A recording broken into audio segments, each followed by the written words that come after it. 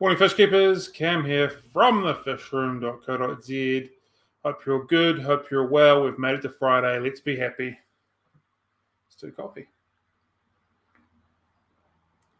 Other than being very hot, that is very good. All right, so we have ourselves a guest on sitting in the wings right now, so we'll bring everybody on and we'll get on with what we're doing. We've got no admin today, which is a good time. So we have John as normal, and we've got Scott Fellman. Thank you very much for joining us. Thank you for having me. I come. How you doing, John? You happy? You good? Yeah, I'm good. Yeah. Good. Closer to the weekend. How's Thursday going for you? Because today's Friday, so I'm pretty happy. That's dragging in. Dragging in. Cool. All right. So for those of you that don't know Scott, he is from Tannin Aquatics. He's got a very, very good podcast and a very, very good blog that he writes. So if you haven't jumped over and heard that or read that, I definitely encourage you to do so. And if you weren't aware, today's topic is basically going to be on blackwater aquariums and everything that sort of is involved in that sort of thing. So I hope you'll enjoy it. So first question I've got for you, Scott, is what got you into the hobby and keeping aquariums? Well, into the hobby in general, I started literally when I could walk. My dad bred guppies, so there were fish in the household from when I was an infant. And so I literally think I had my first fish when I was about 3 years old. My dad used to get me to get the culls from his guppy breeding projects, and I would raise them in little bowls and stuff. So I had my first real aquarium when I was about 5. So 5 US gallon aquarium. And then I think ever since then, I've always had an aquarium in one form or another, whether it's freshwater, saltwater, whatever. So yeah, cool. It's my life. Yeah. Yeah. Very good. So how did that evolve into where you are now with botanical and blackwater type aquarium? Yeah. Well, without boring you, I'll tell you the short story. As I discussed before the show with you, as a hobbyist, I was in freshwater for most of my life. Got into reef aquariums in the 80s and 90s when I was a kid, really getting into when reefs were really becoming a thing. And I always wanted to do something with it career-wise, and finally the opportunity presented itself quite a few years later. I was partners in a company, an online company called Unique Corals, which is a pretty big coral vendor here in the United States now. And we imported and farmed corals, and that was a really cool thing, and I liked it. But it just, after a while, I got kind of bored with that. I know it sounds weird, but I got kind of bored with it because it was the same. It was becoming a very superficial thing, and prices were going crazy, and it was all about hype, and I just hated it. And I realized my first love was always freshwater. In fact, even when we had this 14,000 gallon facility in this huge warehouse, I always had a blackwater aquarium or a botanical aquarium in my office. So people would come in to buy coral and they'd see this freshwater aquarium, and it was weird, but that was my true love. And then finally I decided, you know what, I want to do something with this business-wise. I want to really blow this idea up, more so for the fun of it than just to make money. And, I've been playing with blackwater and killifish and cichlids and those kind of things all my life. And I thought, maybe I could do something with this and get some people excited about it. So I sold my interest in the coral company and just went all in with Tannin in 2015. Mm-hmm. And here we are 8 years later. And I have to say, the whole botanical method, and we could talk about that later, it's sort of becoming a global movement. It's kind of neat. It's a way of doing aquariums that we didn't invent it. I think we've just sort of elevated it and brought it out of the shadow, out of the darkness. So this, it was always seen as sort of a circus sideshow for people, like, oh, I saw those tanks. They look dirty or they look dangerous. And I think I just said, you know what? I've been playing with these for so long. I'm just going to start talking about them and sharing my ideas. And we've evolved. And so many other people are contributing. It's been really fun. So that's the short story of how we got where we are. Yeah. So did you start, or were you doing your blog quite early on with that? Or is that just something that's come through as another way of getting information and ideas out of your head? It started right off the bat. And yeah. I mean, literally before even, I think the business was really, I don't want to say viable, but really starting, I started with a blog. I always believed in the strategy, and you guys probably feel the same about, like, get information out to people, get them excited about the idea. The money part, the sales and all that stuff, that comes later. I had no competition at the time. There just wasn't anybody selling this stuff. There wasn't one place to buy it. So I wasn't worried about competition. I was worried about educating people about, like, what is this all about? What are you doing? So I spent most of my time sharing the whole idea about it, knowing that, you know, it might take a few years or whatever. I was patient. I figured it'll take time for people to catch on and get into this. And sure enough, there were a lot of people playing with it themselves, and they just sort of found, oh, there's a company now that deals with this, and it's sort of become a clearinghouse for information. And, you know, and it's just snowballed from there. And we've had a really great global community of people that contributed to this stuff. And it's not just about, again, not just about selling things, because I can't sell in every country, as you know, and I just can't. But the ideas are free and they go global. And that's, to me, that's more important, getting people into the idea part. Yeah. You know? I mean, deep down, you're a hobbyist. So Absolutely. Connecting with other hobbyists is what it's all about. And it'll never be any different when you're a hobbyist, you know, because at your heart, that's what drives the enjoyment. And Absolutely. the money is a secondary bonus, but it does come secondary when you've got a love for aquariums. Yeah, when you love what you're doing every day and you feel good about it, there's a certain, like, you guys understand, there's like certain authenticity and honesty to it when you're doing something you love, and I think that's what's fun, and especially when it's something that's kind of unique like this, you have to give it that attention. You can't just be trying to sell stuff. I mean, if I just wanted to sell things, I'd be on eBay, I'd be doing all this crazy stuff. I really wanted to sell the idea, and I think that's what makes it more fun, and that's, I think, why we've, knock on wood, why we've lasted so long. Yeah. You know, because it was about ideas first, and the sales just sort of follow. Yeah, you've built a community around botanicals, basically. Yeah. And it's fun to see that. Again, we didn't invent the concept. I think we elevated it and created. The important thing I think we did is create, like, best practices on how to use these things, how to find stuff, how to prepare botanicals, how to use them, what they do, focusing on certain aspects, and we could talk about that later, about, like, why you use them. And I think that's made a huge difference, because then people understand it's not just a piece of aquascaping material, there's a functional component to it. Yeah. I think what you said earlier about it, you're pretty much taking it out of the dark, is like you said, it's not been invented, it's just been, hey, look, this is here too, and here's some stuff about it, and it's just sort of gone from that, from my understanding here. Yeah, exactly. And I think there was so much, I don't want to say necessarily misinformation, but a lot of misunderstood information out there. Even the term blackwater, there's an aquarium hobby definition, and then there's an ecological definition, and they're kind of different, you know, because we call any water that has a tint to it, oh, it's blackwater. The reality is blackwater has a very specific set of chemical characteristics, if you ask an ecologist, and a lot of it's more about geology than anything else. And you know, blackwater aquariums, put some catappa leaves or peat moss or whatever, and that makes the water brown, and therefore it's blackwater. Oh, no, it's very different than that. So there's a whole lot to it, and that's why I like the word botanical method as opposed to blackwater per se. I think it's a little more inclusive. So one of my questions I've got hopefully later on was to do with, like, the chemical and chemistry and stuff like that. So because you just sort of touched on it, can we expand on that a little bit? In terms of from, like, the natural in the wild blackwater to what would be considered blackwater chemistry-wise in an aquarium. Just can we expand on that a little bit? Yeah, I mean, in to put it very simply, blackwater in the wild is usually water with little to no carbonate hardness. It has very low mineral content, and it's stained by humic acids and tannins, mainly, believe it or not, more from soil, more from geology. It has its source in geology more so than just leaves and things like that. Because what happens is there's a lot of, like, for example, in South America, the source water for a lot of the Amazon and those rivers is up in the Andes Mountains. And what happens is there's a geological formation called the Cambrian Shield, I believe it's called, where the surface of this rock has been weathered away and eroded, so it dissolves, you know, certain mineral salts into the water, but very low mineral content in general, and the water has very little carbonate hardness. And when leaves and twigs and things do stain the water, or the soils, which is more common, that creates, and this is a terribly vague description I'm giving, but the best I could do without getting really boring. That's what creates blackwater. Whereas in the hobby, we we see tinted water, and maybe it's soft and acidic, and that's black water to us, and that's fine.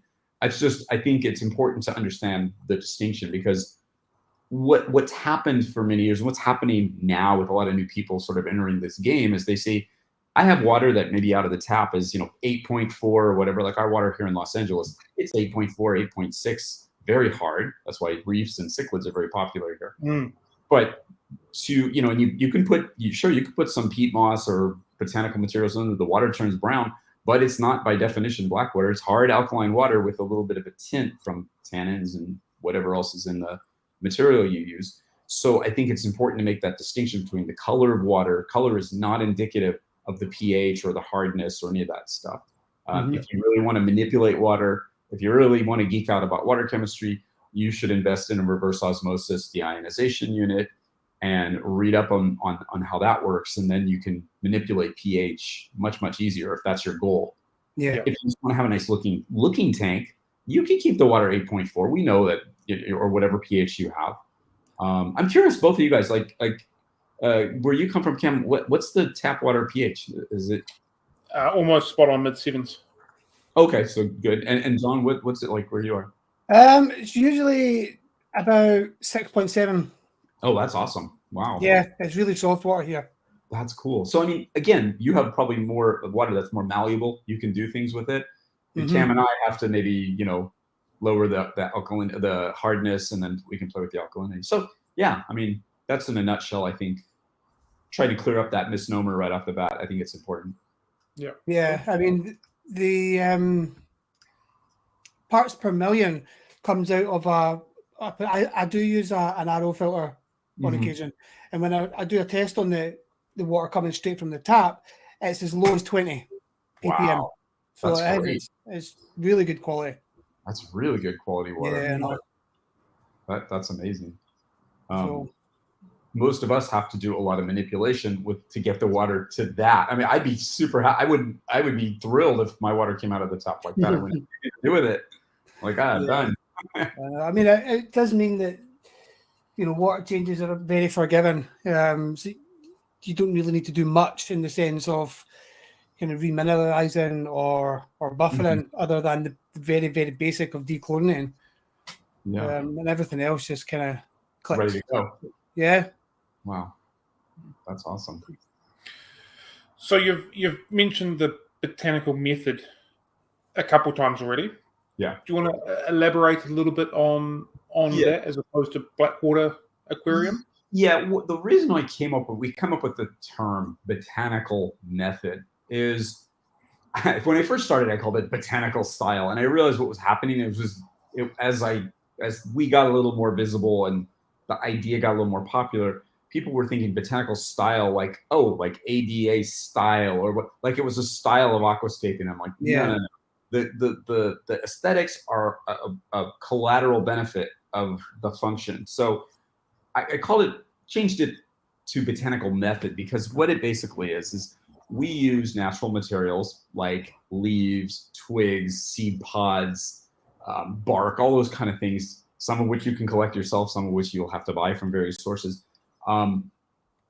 We use those materials not only to hopefully influence or manipulate the water quality, but to create a set of ecological benefits. So in other words, what happens with terrestrial materials like plants and seed pods and wood and all that stuff, when it gets submerged in water, it starts to break down and fungal growth occurs. As anybody who's aged a piece of wood for their aquarium can attest to, you get those fungal growths and biofilms. And there's a whole host of different organisms, microorganisms, that arise out of that. Well, so rather than, scrape that stuff off and siphon it out and freak out about it, I realized that if you look at any number of pictures, and we have plenty from a lot of our contributors who've been around the world, if you look at these pictures of the Amazon or some of these habitats in South America or Southeast Asia, the wood, the leaves, they're covered in fungal growth, biofilms, turf algae, that kind of stuff. We embrace that. So it's a much more holistic natural style. We embrace it because these organisms not only at the oversimplistically, they help filter the water to some extent, but they provide the basis of what's called a food web, because other organisms feed on them. And when you start taking out, the fish will actually, to a certain extent, get supplemental feeding from some of this stuff. And when you start taking this stuff out and siphoning it out, if you think about your tank holistically, you're essentially depriving these lower organisms of a food source, and you're interrupting that cycle. And I think part of the problem with, I don't want to say aquariums in general, but natural aquariums over the years, is that people still employ very aggressive maintenance processes. Siphon the substrate, detritus is bad. You take that stuff out, that's food for other animals, which support the entire tank. So I think when you look at it a little more holistically, I always talk about in my podcast and the blogs, mental shifts, make these mental shifts. If you make these mental shifts that kind of say, wait a second, I'm looking at my tank a little differently than I do, a typical freshwater tank, suddenly it all sort of makes sense. And the look, it looks different. Not everybody likes seeing biofilms and fungal growth and decomposing leaves, but that's what nature wants to do. Yeah. And that, again, if you Google underwater, say Igarape, which is or Agapo, which is a flooded Amazonian forest. It's a seasonally flooded forest. It's literally a forest floor with leaves and twigs and branches and stuff on it that every year when the rains come and the rivers overflow, that becomes an aquatic habitat, like the cardinal tetras and all the characins and all that. They migrate into those areas during the wet season. So the terrestrial forest floor becomes an aquatic environment. What do you have in a terrestrial forest floor? Leaves, twigs, all that stuff. What happens when these items hit the water? They start decomposing. They acquire biofilms and so forth. That's what nature looks like. And I think, I'm sorry, I'm just going on and on. You stop me if I'm talking. That's okay. But like one of the things that I get frustrated about, and it's not in a bad way. If you listen to my podcast, you probably hear me rant about it. We love to use the word nature or natural in the aquarium hobby. And God bless Mr. Romano. I mean, he did a huge amount for the aquarium hobby, and I get it. And the word nature aquarium, what he did was very different. But somehow that has gotten appropriated. And now the thing that I'll see is these really highly crafted, beautiful aquascapes, which are amazing, but they're sterile as hell. And people say, oh, it's a natural, or it's a nature aquarium. Well, it's nature in that it uses plants and there's some bacteria, but that's not what nature looks like. And I sometimes take it to the ridiculous end. I fear that, people that go to these wild habitats, they'll see this decomposing slop in the water and plants and say, that's not nature. We need to save it. We need to fix this instead of it for what it is, because we're so accustomed as aquarists to nature equals this perfectly manicured, ratioed aquarium. And that's the only thing. It's not what Amano did. It's what the culture did kind of after him. And if you look at Amano's earliest work, he took pictures of underwater blackwater habitats. And he talked about the concept of wabi-sabi, the transient nature of things. It's a Japanese design philosophy. It applies very much to what we do. Your tank starts out one way and it evolves. It's an organism of its own. So again, I'm sorry if I'm just going on and on, but I think that's super foundational to what we do. Yeah. I think it's an ecosystem at the end of the day. And I think Campbell agreed that the more people that we have on Friday mornings, the term or this need to build an ecosystem within your aquarium seems to be popping up more. And it just makes more sense every time that we hear it. Everything has its place. Everything, just like in nature, as you said, everything needs to work on top of each other for it to work. And if you can nail that as at the base of the substrate and then work from there, or just let it do its own work, pick the right product, and then just sit back and go, let's just watch this turn. Nature's been doing it for eons. I think she could take over your aquarium and do just fine, but we're so afraid to sort of let go and go, oh, what'll happen? What'll happen if I don't scrape this stuff out? What happens if detritus from decomposing leaves accumulates? What happens? I've never had a pH crash or any of these weird things happen because I know the basics of fish keeping. I do water exchanges. I just don't siphon every inch of the substrate out. I don't siphon all the stuff off. That's the difference. I'm a believer in water changes. Absolutely. I do 10% water changes weekly. I'm fanatical about that. But I'm not fanatical about sterilizing my tank and pulling every single thing I can out of the, out of the substrate or whatever. Everything. Yeah, I think that we do good disservice to that when we're trying to do this whole thing. Then we develop a dependency on filters and things like that. I know. I wonder why. I don't know. I think there's a mindset that because the water is dirty looking, that the water parameters are not right. But the reality is, you're still keeping an aquarium in exactly the same way. You're still wanting to keep where you need your water to be for the sake of everything that's inside the water. Absolutely. Yeah. Absolutely. And that's a great point. Again, color of the water is not indicative of the quality, the pH, the alkaline, any of that stuff. And I dare say that some of my deepest, darkest aquariums, I think the water quality in those is better than many freshwater, super clear freshwater aquariums that I've seen. I've never had a higher nitrate than maybe 10 parts per million, if that. And usually it's like it runs 5 or less or undetectable. I don't have pHs plunge and go up and down and all the kind of things people freak out about. And I've done some pretty crazy experiments, no substrate other than leaves. I've done twigs as substrates. I've done all sorts of stuff. These tanks are as stable as can be if you let them go and if you use common sense. And I say let them go, I don't mean ignore them and ignore husbandry. I mean, if you don't mess with them all the time, you don't have to add anything or whatever, just common sense. Mm-hmm. One of the aquariums that I set several years ago, which I don't have anymore, was very, very much based on some of your listening to your podcasts. Very, very heavy leaf litter on the bottom, neon tetras, and that was it. And it's the best I've ever had neon tetras, coloured, conditioned, sized, the entire thing. And that was a real mind shift change for me. Everyone's going, neons are really sickly. I just don't think we keep them in the right way. And yeah, like a couple of things you've said so far, it's all just triggering back to me this aquarium that I did that was very closely based to what a lot of your work has been. It's funny you should say. I mean, because people ask me what's the easiest type of botanical method aquarium I can do. It would be just what you talked about. I would literally do a small aquarium with leaf litter of any sort. Basically, we talk about that later, but some leaf litter, maybe some twigs, oak twigs, or whatever kind of trees you have in your area. And that's it. And that's your aquarium. And your fish will look amazing if they're from an appropriate type of environment. You don't need any fancy filtration. You just need whatever filter you're going to use. You don't obviously probably use carbon because if you like that dark watercolor, you don't want to take that out. But yeah, there is something beautiful about that. And the fish that come from these type of habitats adapt to it amazingly. Like you would keep Rift Lake cichlids in a blackwater aquarium. Why would you keep blackwater fishes in a clear water, brightly lit? Exactly. Doesn't make sense. Yep. Cool. So we've just had a question from the audience, and it's got a star on it, which has totally got my attention. I don't know how they did that, but that's awesome. That was me. Oh, that was good. Oh, I was just looking at it, and I thought I'll come back to that later, so I put a star on it. Oh, cool. Okay. So how do you maintain your blackwater tannin aesthetic with water changes? This person's recently taken to aging their water with a handful of older cones overnight before the water changes. That's a great question, and he actually answered his own question very well. And I love the way he prefaced it with aesthetic. The way you keep the water tinted is to do exactly what he did. If you age your water or if you store your water, throw in a few leaves and you'll keep that kind of aesthetic tint.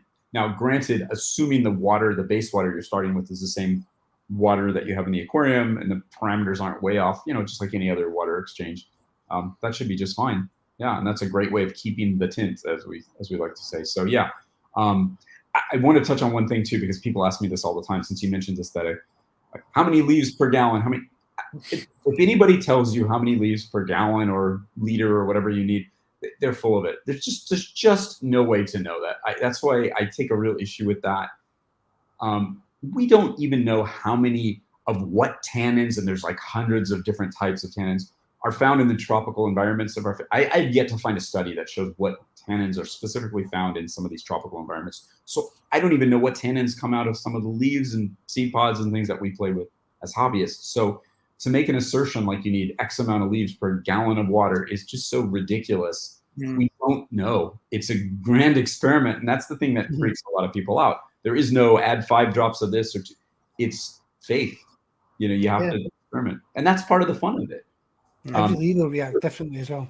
Yeah, you could say like there's a guideline of like, add a few of these, start slowly, which we always recommend, but there's no recipe really. No. So I know that older cones, for example, seem to release quite a lot of tannic acid and a lot of really deep coloration really quickly. Yeah. So there'd be like an item that I'd say is quite a strong botanical characteristics for them. Do you find even from like one lot of older cones to a different sort, there's a difference in that, or are they kind of consistent through every item we're using? That's an amazing question, and I've never done like diligent testing of pH impact on a given sample of water of a set pH to do that. A guy in, I think, the Netherlands, I found it online somewhere, he actually did a study with alder cones to see how they would manipulate pH, and they do, and he was very methodical about it, and that was really interesting. I don't remember the name, but maybe if you Google alder cones aquarium, you might find this, because it was a really interesting little article. But there is no, you mentioned it well, each different material that you use, depending on where it came from, when it was harvested, how long it's been dried, whether it's been wet before, you don't know how much of these things it's going to impart into the water. So it's very much as much an art as it is a science. And that's why I've emphasized a whole lot more about the ecology aspect than about the blackwater aspect. Because if you want to make blackwater, there are ways to make blackwater. I mean, straight up RODI water, you can lower it with various acid solutions, which, and you could add liquid human concentrates or whatever. Again, how much, I'm not sure. Maybe get the desired effect. If it doesn't kill your fish, it must be doing something. But there's ways to be more scientific about it, I'm sure. When I see these blackwater extracts, it's cool. They impart tannins and humic substances, which do have documented health benefits for the fishes that reside in these types of habitats. But again, how did they arrive at 5 drops per gallon? Where did this come from? What kind of study did they do? And what kind of tannins or humic substances and things are being imparted into the water, and what benefit are they? We just don't know. So a while ago, a lot of people used to, ever heard of rooibos tea? Yes. Yep. Yeah. A lot of fish breeders for years have used rooibos tea. It tastes good too, because it kind of it colors the water, and people like to say, oh, it puts tannins in the water. It does, but I don't know which ones. I don't know what their impact is. Apparently it works. Angelfish breeders use it. Discus breeders use it. But people use, tea bags of these things, and I get it. Same with peat moss. It's like we just don't really know. I mean, we kind of know, but we don't know, if that makes sense. So we know it does something. We just don't know what. That makes me uncomfortable to market a product like that. For a while, we were selling tea bags of botanical materials, and finally I said, you know what? No, I'm going to stop doing that, because first of all, you have to develop a dosage, how many of these per liter or whatever. And you have to be able to tell people what it's doing. And I honestly don't know what it's doing. I know that when you put botanicals in an aquarium, they're colonizing with biofilms and fungal growths, and you're developing an ecology. And yeah, the water gets tinted as a side benefit. But when you're just using something for an effect, I can't lab test this to the point where I know exactly what the right dose is. So I just don't believe in those types of things. If you like them, use them. Blackwater extracts are cool. I just don't know what they do. Yep. Something. They're not killing your fish. Of course, they're good products. I would rather be more of the art than trying to be scientific about something I can't quantify. And that's the reefer in me, I guess. We just need to know. Sorry, I can go on, and I know I tend to run on, but so you stop me if I'm talking too much. No. You just continue to do. The more you want to get out, the I like to get this. Yeah, it's nice to have a nice audience to hear this. Yeah, I think if you're looking for a quick fix to get the benefits of tannins, then you're going to find a chemical option for that quite easily, or a bottled version, because that's your nature. That's you're taking that scientific approach. But if you're looking to enjoy, and it is more like you said, for the art and the aesthetics, you're just going to throw stuff in, because then it opens up entertaining value as well. But I think for people that are looking to just breed, then there is going to be that quick fix of the drop. Right. Well, it's each to your own, I suppose. Correct. There's no wrong way to do it. No. I just know that when I talk about method, I wouldn't consider those things part of a method necessarily. I would say that they're fixes, something you can do. You're conditioning your water by doing something, whereas I'm talking more about creating an ecology in the aquarium. That I do know happens, and that we can talk about, but just trying to get the look. I mean, you can put a piece of Malaysian driftwood in your tank and you'll get beautiful black water. Just don't use carbon. You'll have gorgeous water. Same spiderwood, it's that simple. If you want the look, there's tons of ways to get the look. And many people are totally happy with that. And I would be happy with that. But I just don't like when people say, oh, it's a black water aquarium. It's a blah, blah, blah, blah. Not really, because it looks like black water, but it's not black water in the ecological sense. Because we've had another question on comments. I think this might have been leading from, you were talking about the food web before. I love this question. Which is also not the first time we've had someone come on and talk about the food web. Again, that's another thing that I believe is beginning to roll through people that are keeping aquarium. Yeah. So if you follow some of these methods, could you potentially create a self-feeding tank, as in like less food going in because there's enough for your tank inhabitants to forage on? Love this question. Your readers or your listeners are like really sharp. I like that. That's a great question. And I addressed that a few years ago because that's always been my hypothesis, that with all this material, and if you go online and go on Google Scholar or some of these sources and try to look at the ichthyological descriptions of a lot of fishes, the gut content analysis is really an interesting part of those descriptions.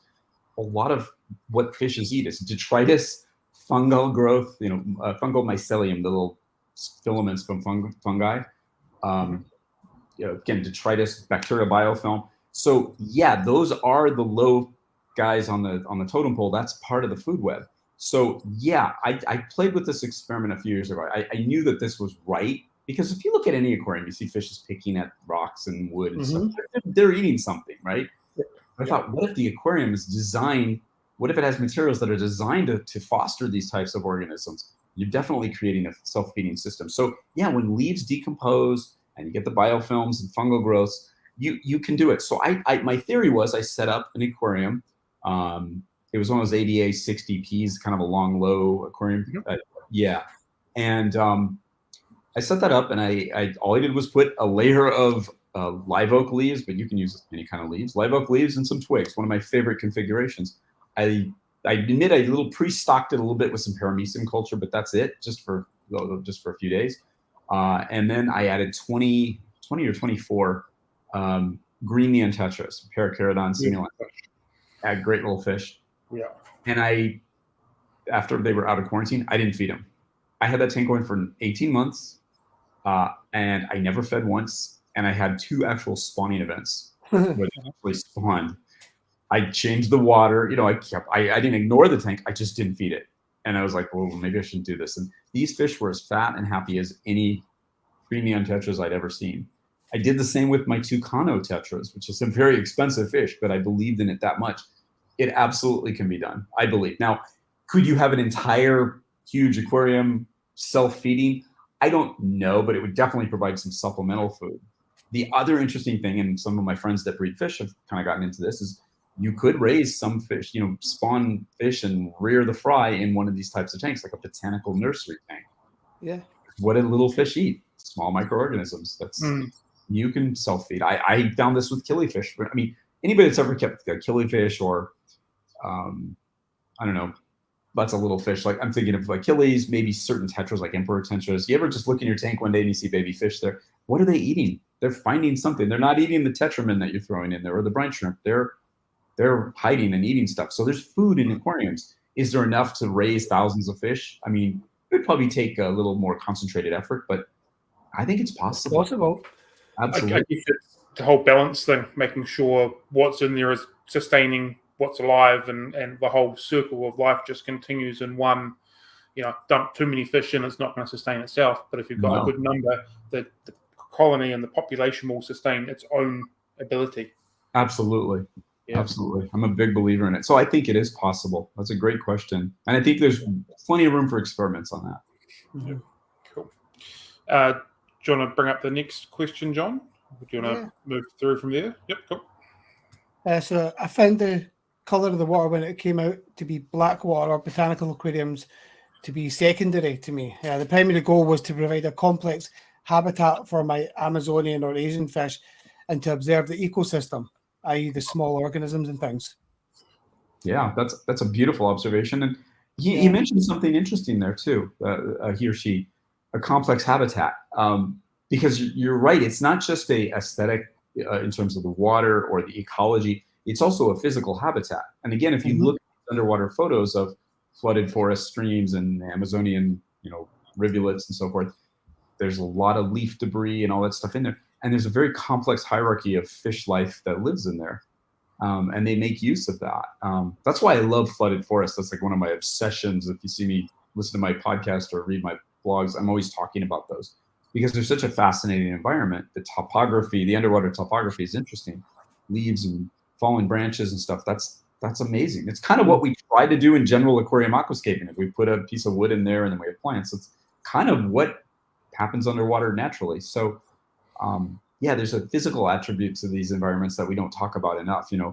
Cichlids will spawn in these little seed pods just like they would a clay pot, a flower pot or whatever that we'd use. So it's the same kind of mindset. They'll use what's available to them. Just on a slightly roll back, not quite as technical points, lighting and filtration when setting up tanks like these, how important are these elements? Because obviously they're quite important when you're setting up a general clear water aquarium. Right. How do they come into play when you're looking at botanical type aquariums? I think that's another good question. You can use all sorts of different filtration systems. You can go without a filter. I personally have always liked filter. I don't like stagnant water in my house, so at the very least I would use an air stone or some kind of aeration. But you can use canister filters. You can use hang on the back filters. You can use sponge filters. You can use those Manton filters, that they call them, under gravel filters for that. You can use almost any filter technology. The idea is you don't want to scrub the heck out of the water. You don't want to take if you like the black water aesthetic, the look, you probably don't want to use a lot of carbon, maybe a little bit of carbon or something a little less aggressive. You don't want to, if your fish come from an environment that has a lot of current, well, then, use a fair amount of current. But for the most part, you just want to use common sense, but you can use just about anything. The long and the short of it is any filter will work, in my experience. Yeah. I think for a lot of people that like the aesthetics, probably a canister filter is good because you don't see it in the tank. I use a lot of all-in-one filters in my own tanks, aquariums that have the filter built in the back, and I don't put anything in, no media at all, just maybe a filter pad that I change out, because botanical aquariums do produce a lot of, I don't want to say detritus, but bits and pieces of decomposing leaves and things that get sucked into the filter, and they can particles float through the water. Yeah, particulate. So, but I like that look in the water. I just don't want that stuff getting into my filters because I have to clean the impellers and stuff. So super easy. Yeah. And lighting wise, how do you find that playing a part in aquariums? Yeah, well, two things. If you're doing it, most of the tanks that we do don't have live plants in them. Just because I'm not a huge live plant lover. I use LED lighting. I set it to whatever aesthetic setting appeals to me, and that's that. If you're growing plants, I've actually read studies done on blackwater ecosystems in the wild, and the limiting factor for the growth of algae and aquatic plants in these habitats was not the chemistry, not the substrate, it was light penetration. So what does that tell you? Well, crank the light up if you want to grow fish in blackwater, or you want to grow plants in blackwater aquariums or tinted water aquariums. Or use plants like Java ferns, cryptocoryne, low light Bucephalandra, that kind of stuff. So yeah, there's always plants that can grow in these types of aquariums, and they grow very well. Anytime anyone comes in and talks to me and they're wanting to get involved in this sort of aquarium and they really want plants, crypts, Java ferns, Anubias, they're all on the list because the penetration of the light's not going to affect them too much, and they'll be just quite content chugging along in that water with them. So absolutely, it's definitely doable. Yeah. I think planted blackwater aquariums, tinted water aquariums are getting more and more common, more and more popular all the time. There's a lot of really talented plant people that have forgotten more than I'll ever know about plants they'll tell me, oh yeah, this plant comes from blackwater habitats in the wild. This plant's found in this. I've grown, what plants have I grown in blackwater? The aforementioned cryptocorynes and stuff like that. is it Polygonum or Polygonum? I forgot how to pronounce it, but this species is called I think it's Polygonum. I'm probably butchering that name, but that's I think it's a South Asia plant, but it's found circumtropically. That one grows really well. I've done water sprite in that type of thing. You just experiment. Yeah. Do you have much success with floating plants? Yes, those are probably easiest because they float, obviously, and they're right at the water surface. People use those. What do they call those? Red root floaters. Oh, like, yeah. Salvinia, duckweed. I mean, those are the kind of plants that grow very easily in just about any type of a tank. Even hornwood, which is a commonly found in these types of habitats. Yeah. So it's a floater too. Yeah. Cool. Yeah. Is there any potential drawbacks of going down this route? Obviously, you're not going to be going with like Tanganyikan cichlids, for example. Right. But have you noticed any negatives that have come through from this? Yeah, the negatives are this. The things that I always was afraid of when I first started is somebody would buy stuff from me when I was selling stuff and put it in their tank and kill their fishes. I mean, there's the potential negatives are usually human error. They're all caused by human error. The two things are, number one, using material that may be polluted or collected from an area that's contaminated with, industrial runoff or whatever. Or as we talked about earlier, some people say, oh, I can go to the craft store and find these really cool shells, or they put lacquer on them to preserve them, and they'll kill your fish. Or the other thing that can go wrong is if you have an established aquarium and you're like, yeah, I want to do one of these leaf litter tanks that Scott and Cam are talking about, and you dump, 2 kilos of leaves into your 40 liter aquarium or whatever, the resulting drop in oxygen levels because of the bacteria bloom, it could nuke your tank and kill them. So you have to use common sense. You have to boil and clean some of this stuff because you don't know what kind of pollutants it's picking up. So those are the drawbacks are generally people going too fast, not being patient, and not understanding what they're doing. Again, the reason why I changed the approach from botanical style to botanical method is I didn't want to give people the impression that you could just put leaves in a tank and it's just for a look. They break down, they decompose, they create detritus. If you don't understand that process, and if you don't want to understand that process, well, then you maybe don't want to play with that. There's a little bit of trade-off here and there. You have to realize that you're managing a small closed ecosystem. And if you start, you freak out every time you say, oh, there's biofilm, siphon it out. Well, that's going to create an unstable ecosystem, and pretty soon something else is going to get out of whack. We're adding a lot of decomposing stuff to a tank. If you're lighting the hell out of it with bright light, you're going to get algae because algae thrives on light and nutrients. Yep. So it's common sense, but people tend to think that when you do this, it's the worst thing that I ever hear is when some people think that, well, these are great tanks because there's not a lot of maintenance involved. That's absolutely not the case. It's different type of maintenance. It's understanding, measured maintenance, but there's no set and forget. I must say they're the easiest tanks you can run in my experience. I'd rather run one of these than a high-tech planted tank or and I think one thing that I did notice and one thing that really appealed to me when Tannin Aquatics launched in 2015, it was, I would say in the UK anyway, parallel to the aquascaping explosion. James Sheen, the UK Blackwater guy, he was an aquascaper. He had aquascaping Facebook groups, but he made an instant switch to botanicals, and he never turned back. And I think you can be just as creative, but you're not restricted to the discipline of having to have it perfect, which is where a lot of people fall on aquascaping, and they're put off and they come away from plants altogether. But with a Blackwater or botanical based tank, you can be hands-on, you can get creative, and it's far more forgiving aesthetically than any other type of aquarium. What a great point. And that's absolutely true, because we have guys that have good friends that are sort of in our community that are very talented aquascapers. I mean, these guys, anything better than anything I could ever hope to do, real artistic style aquascapers, but they love the tinted water. They love the leaf aesthetic. They love the fungal growth. They're kind of getting it. You can do that. You can do it very naturally. You can do it laboratory style, where it's just, dump this stuff in. Or you could be like me, kind of in the middle. I'm not an aquascaper per se. I just know a sort of look that I want, or I want an environment I want to emulate. Usually it's about emulating a certain habitat. What I'm waiting for is, I actually saw in the United States, we had a guy that entered in the Aquatic Gardeners Association. I don't know if you heard of them. It's AGA. Yeah, the AGA. They had a biotope category, and he entered his. He did it as an igapo, a flooded forest, and it was a tank filled with decomposing leaves and fungal growth. He took 3rd place in that category. That's the highest placing. So when I found out that, I was like, oh my God, it's amazing.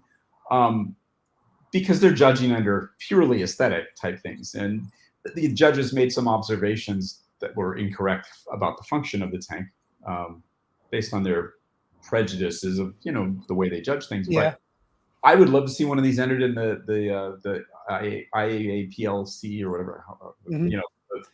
Yeah. I forgot the acronym, but yeah. IAPLC. IAPLC. Yeah, I'd love to see one entered in there. I don't know if it would work because it's not a planted tank necessarily. So chuck a crypt in there, you'll be fine. Bono himself would smile. The judges now might just freak out, but I think it would be really cool to enter one of those. Yeah. I'd love to enter my leaf litter tank in that. They'd just probably be like, really?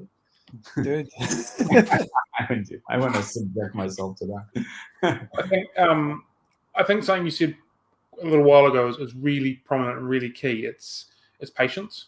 Oh, absolutely. And as a general whole in keeping aquariums, it's be patient. Everything's got to go through its process to get to mature. And when you get mature, then that's when magic really begins happening inside your glass box. Absolutely. And that's no matter which sort of aquarium you're keeping, it's maturity and patience. Exactly. Yeah. And I think patience is the key in every, as you pointed out, in any type of aquarium setup. And I think even much more so in the botanical method, because you're putting a certain amount of faith in nature. You're throwing this stuff into the tank, into the water, not knowing exactly how it's going to turn out, because things will break down. They will get redistributed by the current. They will get covered occasionally in fungal growth. Sometimes they don't. But the aquascape evolves without you having to necessarily do anything. And there's a certain amount of control you have to cede to nature. And some people don't want to do that. One of my friends, one of the guys I really like working with is George Farmer. George, he's a great technical aquascaper, but he also has a great appreciation for that. Let nature sort of do some stuff. And I think that's a great combination. He has a patience and an artist's temperament. Ty Streitman, do you know Ty, John? Yeah, you know Ty, yeah. Really good friend. Ty has been to many of these habitats that I talk about, and he's given me a lot of neat photos. Ty gets it, because he understands what it's supposed to look like. So when you tied that together, I love Ivan Makoji's book, the Orinoco. Right. Yeah. It's a beautiful illustration of these habitats as they really are. There's nature as it is, and nature the way I think it is. But when you look at nature as it is, suddenly you become patient, because you go, oh, I could get that effect by letting nature do the work. Exactly. There was flooded savannas that Ivan featured in for the Bolivian ram, or the electric blue ram. Sorry, Microzeophagus, and I couldn't believe the amount of algae that was present in their habitat, and that was. When you're getting your macro lens and you're going in, taking the same approach you would with a reef tank, you get right in there, you see the magic happening it's amazing. When you start looking at the tiny little bits of green come through on wood that you don't see when you stand back. Yeah. But when you're down there, you just see it, and the fish are pecking away at that. And it's an explosion of life. And if you let your tank do that, it would be, you'd have your friends would be mortified when they see your tank covered with algae and stuff. And if you entered it in one of these contests, the judges would say, you don't know what you're doing. This is a mismanaged aquarium. Your fish would be very happy. Yeah. And it would be very authentic. Something like this on your tank. The best, exactly. And then you can see it. It's just great. Yeah, the little micro mesoscope. One of the things that I get periodically, we see is we'll put a picture up of an aquarium, either it's ours or somebody else's, and somebody will actually think it's the wild, or even better, I'll post a lot of wild photos on my Instagram feed that Ty and other friends and myself we've taken on our trips. And people will say, whose tank is that? because now we've made such a mental shift in this botanical method world that our tanks look like nature. We've blurred the lines, as I like to say, between nature and aquarium as far as the look. Mm-hmm. That's a really cool thing. You don't see that a lot. You won't see that in the ADA style. You won't see that generally in reef aquariums, but you're starting to see that in these types of aquariums. People are saying, is that the wild? Where is that? That's a great aquarium. No, that's the wild. That's an Orinoco somewhere. Yeah. And that blows me away. And if you get the angle right and you don't see any mechanisms in the background, you can't tell. Can't. Just can't. And the fish can't tell either. No. It's their world, So yeah, they know nothing different. They don't know anything different. Exactly. Yeah. Cool. Do you want to jump back up to Spoon's comment that you started? I thought it was quite a relevant one as well. Sorry, you probably have it as Tim, not Spoon. Sorry. And then I went on a tangent about it. I think it's a big one, so I'll pop that up. So when dealing with different botanicals, is there a way to tell if they're going to be safe? So if you're out there collecting, basically, what do you look for when you're experimenting? When you're picking stuff up for the ground yourself, is there like a traffic light system that you would use, or is it just very much collect, boil, and go for it? Yeah, it's a little of both. I mean, the important thing is I know that since the biosphere in New Zealand is very well studied, you could probably find a field guide to plants and animals of various regions, or perhaps even to poisonous plants. I think anything that is, my rule of thumb is if it's something that's known to be like poisonous to dogs and cats or even humans, I'm generally not going to use it in my aquarium. I'm just not. Yeah. But sometimes the only way I try to identify if it's something I collect, what it is. But honestly, at the end of the day, the thing that I do, if I find something that I really want to use, I will boil it, steep it for a few days overnight, put it in an aquarium. And God, I hate to use this word, but I put it in an aquarium with fishes that are, I don't want to say expendable, but fishes that I'm willing to lose in the interest of the greater good. And you just have to do that. Unfortunately, there's no guide to non-fish toxic botanical materials. There's just too many things on the planet. And quite honestly, one of the things I'm finding, at least here in Southern California, and I'm finding with my clients, my customers all over the world, just about any leaf, any twig, anything you use that's not known to be toxic works. Like leaves, I'm convinced pretty much you can use any leaf now. I used to be very like, oh no. If a leaf looks interesting to you, it's generally, if it's dried, fallen naturally, you could probably use it. The reason why you want it dried or fallen and dried is because a leaf has a store of sugars and carbohydrates and stuff that leaches out into your water, and that creates, and that's a nutrient issue. Could trigger algae or God knows what big bacterial spikes. So now, granted, in the nature, green leaves fall into the water. Of course, you have the benefit of millions of liters an hour flowing through somewhere. But could you experiment with freshly picked leaves? Sure, why not? But if you study the way leaves drop, there's basically these cells called excision cells that the tree sort of sends a signal, so to speak, that says, okay, it's time to drop because we're done. So it cuts it off from the rest of the tree and then it just falls. So it no longer has that intense amount of sugars and carbohydrates. Yeah. It's almost like the tree prepares it for the water in advance. Yeah. Exactly. Yeah. So naturally fallen, my rule of thumb when I collect leaves is naturally fallen away from polluted areas. Don't collect gutter or a car wash, the parking lot of a car wash or something or a car repair shop where there's oil and stuff. Common sense. I get a lot of leaves falling into my back garden. I live next to a pond. So we get oak leaves, alder leaves, tweed, birch. One thing I do get is sycamore, and I've always been put off sycamore. I don't know why, but it's always, somebody said at some point in my fish keeping to keep them out, but I don't know why. It was pine. I know pine trees. It's the same thing. People say because there's this called pine tar. There's a sap.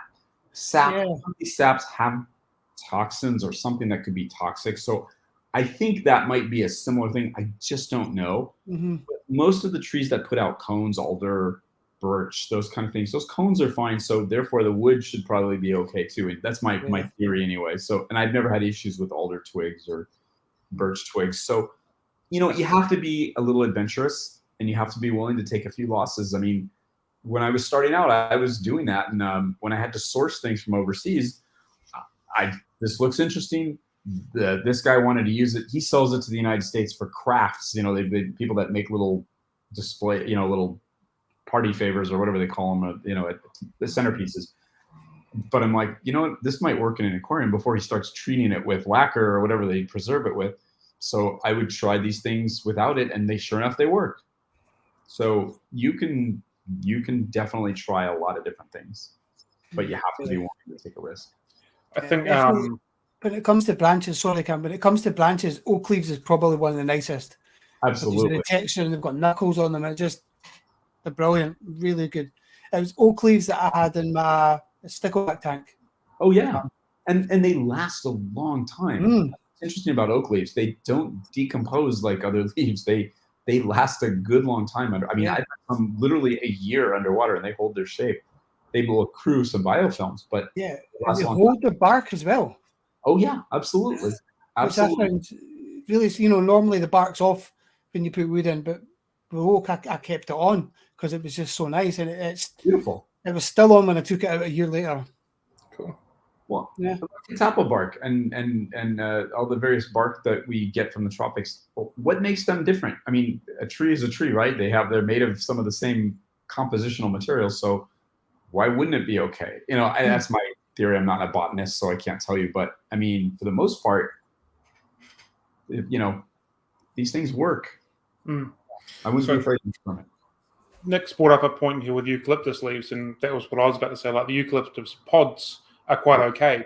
From my understanding, that the leaves and the bark are not so much, and like it's only the koalas that eat that, and they're kind of immune to it, but everything else that touches it causes trouble, and it's pretty much what Nick said there with his experience. Exactly. That's what I've heard too with eucalyptus. I stay away from it because it does have a known medicinal kind of a astringent or antibacterial, some kind of a quality to it that I would be concerned.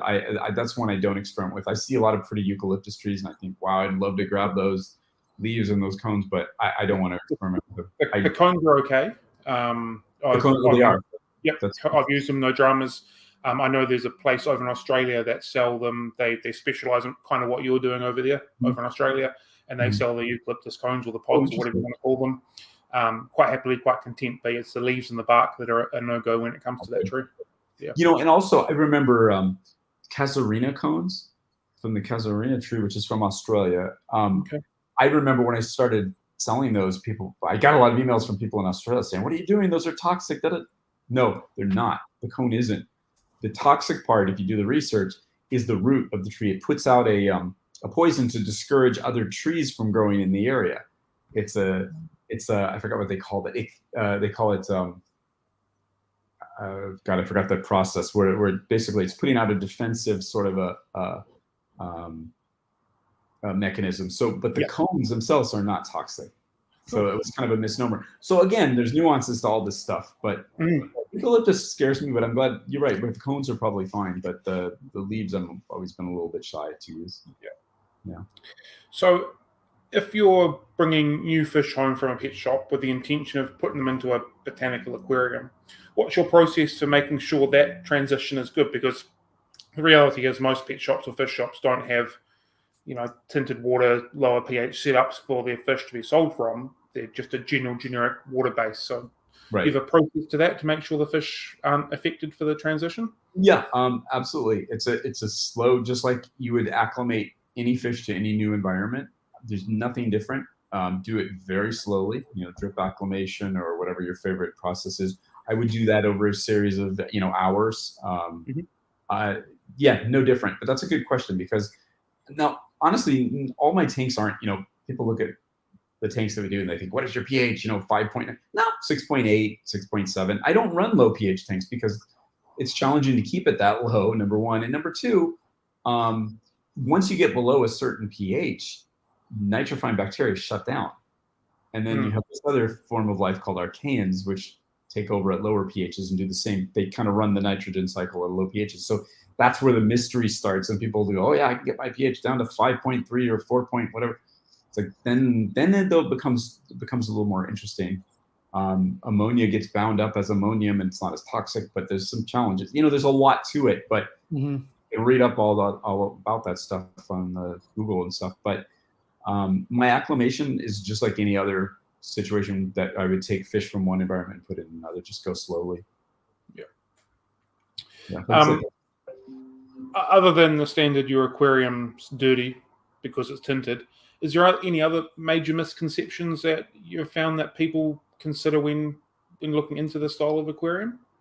I think the two misconceptions are, number one, the pH must be, like I said, it must be 6.1 or 5. It's dangerous because it fluctuates. But no, they run very stable. Then you think about it, most of our aquariums, most even botanical method aquariums, we have substrate of some sort, which is enough of a buffer to keep your pH maddeningly higher than you'd like it. So that's not an issue. The other thing that's a misnomer is this detritus issue. And I've talked and written about this a lot, and you're quite bored hearing me talk about it. But people tend to look at detritus as this bad thing. No. There's a difference between detritus that's caused by decomposing botanical material and detritus from overfeeding and fish waste. That's a big difference. One's a husbandry issue, one's a ecosystem thing. And I think not all detritus is bad, and it just isn't. Again, detritus is a food source. So to fanatically you have to get rid of every drop of this stuff, I think that's a big misnomer. People keep thinking that, you can't have detritus in your aquariums. That's good that we taught hobbyists this when they start out. And as an owner of a store, you tell people, siphon water, get the uneaten food. That's husbandry 101. And we've been doing that for 100 years now. And that's right. But my thing is, you don't want to get fanatical and apply that to this type of tank, because if you can, otherwise it's a well-managed tank, just because it has some detritus caused by decomposing leaves on the bottom, that doesn't mean it's poorly managed or dangerous. So that's kind of a misnomer, I think, the detritus thing. Yeah. For the record, I'd never get bored of listening to you talk about detritus. Thank you. You know what's really funny? There literally is a hashtag going around on Instagram. Some guy decided it's like Detritus Tuesday and Tannin Tuesday or something. I'm like, I don't think he chose Tannin for my brand, but Tannin's because of the watercolor. But it's literally like Detritus Thursday or something. You'll see people putting pictures up. I'm like, this is the weirdest freaking thing I've ever seen. We have come from, oh my God, your water looks dirty, to now we're celebrating detritus. I'm like, my mission is done. I can go home. But detritus, the mindset has to shift a little bit on that. So I think that's important. I think Rebecca's just brought up a really, really valid point. That detritus is fascinating, and is definitely a disparity between science and hobby and literature and algae and how to work it all out 100%. I think I was looking for something I had written down on that because I had a note about that, but I guess I didn't find it. I think he brings the perfect thing up. It's that there's a misnomer between detritus caused by a mismanaged aquarium and detritus caused by a natural process of decomposition. And I think that's important. That's an important distinction that we don't all make. And I think I'm glad that your listeners are so aware and bringing this. You have some really attuned listeners, and you guys are right on it too. You get it. And I think that's so important. And that's I think what's exciting about where we are in the hobby right now is we're not saying, screw all that history and the best practices of a century. We're just saying, no, wait, let's think about this. Is it always the right thing to do? Correct. It's not like what we had. And this guy, when I was in the reef hobby, I'd always have guys that would come up to me. I haven't changed the water in my tank in 2 years, and look how nice my corals are. I'm like, you're an idiot. This is stupid. It's a closed system. You've got to change water. You've got to, if for no other reason than to get some different minerals in there or whatever. But that's just stupid. That's just like, I put my hand on the stove and I haven't burned myself yet. Eventually it's going to catch up to you. That's just dumb. But people saying I'm not siphoning my detritus and my tank is doing okay, that's not stupid. That's questioning a practice and saying, is there a potential benefit to it? It's not like, look at me, I don't siphon detritus because I don't want to change water. It's like, no, that's not what it's about. How do you combat detritus that's caused by fish waste, natural waste, when you've got a tank heavily covered with leaf litter? Yeah. Well, I mean, again, the key is to not have a tank heavy with fish waste. It's to feed sensibly and to. I'm a firm believer that most hobbyists know how to feed their fishes, and it's really new hobbyists who tend. I mean, you run a store. You should know. You probably see this more than I do. Like we tend to overfeed, right? But oh, 100%. yeah, that's one of the big causes of algae. It's a big cause of health problems with fishes is overfeeding. I don't see that as much in these type of tanks, mainly because the people that are getting into it have a basic understanding of how to run a tank first. I very rarely have a beginner in the hobby just say, I want to have one of these tanks and just start right. Yeah. You could do it, just like you could have a beginner do a high-tech planet tank or a reef tank and be successful, or a Lake Tanganyika tank. But most people start with a basic community tank with gravel and whatever and evolve as their interests evolve. And I think they should, because you learn the basics. You can't fly an A380 right off the bat. You have to start in a Cessna. You could, but most likely you're not going to learn the things you need to know to operate the big boy unless you start with a small plane. So it's the same with an aquarium. I think we need to learn the basics. And my assumption, and I hate that word assumption, but my assumption has always been, when people come to my website or to my product, that they have a basic understanding of the aquarium hobby. Mm-hmm. I've had a few people that were outright beginners, but most of them are pretty experienced and Yeah. or moderately experienced and just wanted to try something different. They were attracted to it, and more power to them. But if you study and if you learn the fundamentals, and if you team up with your local fish store or you have a mentor in the hobby, there's no reason why you couldn't start right at the beginning of this. You just have to understand what you're doing. Mm-hmm. Yeah. Yeah, that's true. I've actually got one of my own customers. He's not long been in the hobby, within sort of 6 months, and he's set up his first tank, and then all of a sudden now he's down the rabbit hole of botanicals. So he's gone very quickly from just this community sort of tank straight down into this journey, which has been fantastic. So and it's all learning, and he's loving every minute. And he's actually provided several of the questions that I've asked you today, because he wanted to know. I said, well, if you're wanting to know, let's try and get out there. Yeah. Well, again, that's what's so cool is here's somebody that's relatively new in the hobby that was drawn to this sort of thing. I mean, when I started Tannin, I knew there had to be other people out there that would like this stuff, but the tribe sort of came together. But it was really the biggest challenge again was doing the things we talk about in the show, getting rid of those misnomers and the lack of understanding of basic aquarium fundamentals of what you're actually doing. Once you get through that, people kind of either love it or they don't, and that's fine. And I think that's what's so exciting right now is we are seeing, I mean, here's some guy halfway around the world from me who started this modern idea. You've probably been talking about it for years too, but he independently came up with this thing and said, I really like this type of tank. People have a certain thing. They like it. And that's what's so exciting. And now at least there's a body of work and a lot of people playing with this stuff, so people can be like, hey, there's information on this stuff. It's not history anymore. I like that. Yeah, I think fire away, John.